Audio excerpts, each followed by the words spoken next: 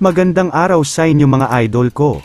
Usapang itlog na naman tayo at ilan sa mga idol ko ay problema ang sobra sa humidity o kulang sa humidity. Ito ang ilan sa mga nabasa ko.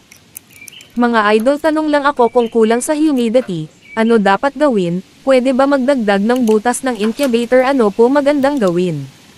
Dagdagan mo tubig, bawasan mo butas. Takpan po butas kung magdagdag ng humidity, bawas ka ng wattage sa heat source mo. Yan ang ilan sa nabasa kong opinyon galing sa mga idol ko.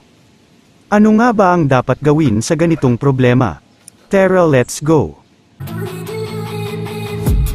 I've been dreaming on in my head like I've seen it. A life worth living is a life with meaning. I'll do what I love till my heart stops beating. I'm feeding this. Problema mo ba ay humidity? At ganito ang nangyari sa mga itlog pagsapit ng day 21. Sana ay makatulong itong ibabahagi ko sa iyo idol para hindi na maulit ang ganito sa mga itlog mo. Itong ibabahagi ko sa iyo idol ay base lamang sa experience ko at sa nilalaman ng maliit kong utak. Ito ang ilan sa mga ginawa kong incubator. 100 capacity hatcher. Ito ang solusyon sa problema mo idol.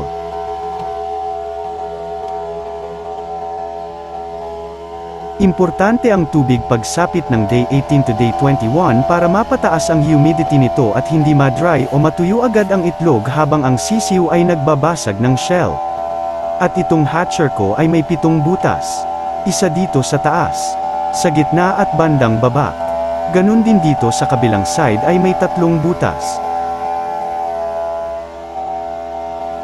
At isa dito sa fan katabi ng lalagyan ng tubig. Dito dumadaan ang hangin papasok sa loob ng incubator.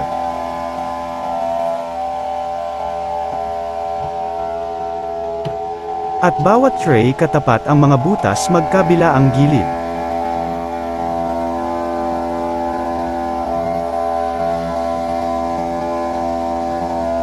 Ipinapakita ko ito sa iyo idol dahil sobrang napakahalaga nito sa iyong hatcher. At baka nagtataka ka na bakit ang daming butas. Sa totoo lang kulang pa nga yang mga butas na yan. Mas maganda ang maraming butas idol. Basta pwede mo rin takpan. Ang humidity kasi idol ay binabase rin sa laki o liit ng incubator. Pag maraming nakasalang na itlog ay pwedeng tumaas ang humidity. Lalo na pag may napisa na. Patayin ko muna tong ilaw baka lumaki na bill ko sa kuryente. Mainit-init mga idol. Napakahalaga ng mga butas na to idol. Ipinakita ko sa iyo dahil dito mo pwedeng makontrol ang humidity. Dito lumalabas ang hangin na pumapasok sa ibaba malapit sa fan. Mahalaga idol na marami ang butas sa hatcher para pwede mong makontrol ng humidity na kailangan ng mga itlog para mapisa. Dapat ang humidity sa araw ng day 18 ay hindi bababa ng 60% at hindi tataas ng 80% lalo na pag marami ang itlog na nakasalang. Para mapataas o mapababa ang humidity tinatakpan ko lang ito ng tape or kahit anong pwedeng maitakip sa butas. Importante rin na marami ang butas mga idol dahil may purpose ito lalo na kapag inabutan ng brownout.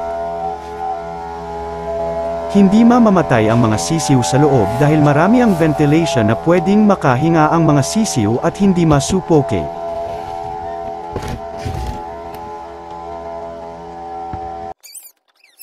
At kahit crowded o maraming sisiw ang nasa loob ay mabubuhay pa rin.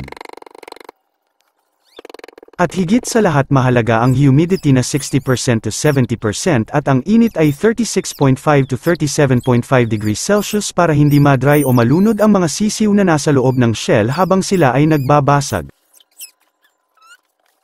Pinalalambot kasi ng humidity ang shell ng itlog. Sana ay nakatulong ito sa iyo idol at sana ay suportahan mo ang akin channel sa pamamagitan ng pag-subscribe at e-like ang videong ito. Salamat idol and happy farming with heart.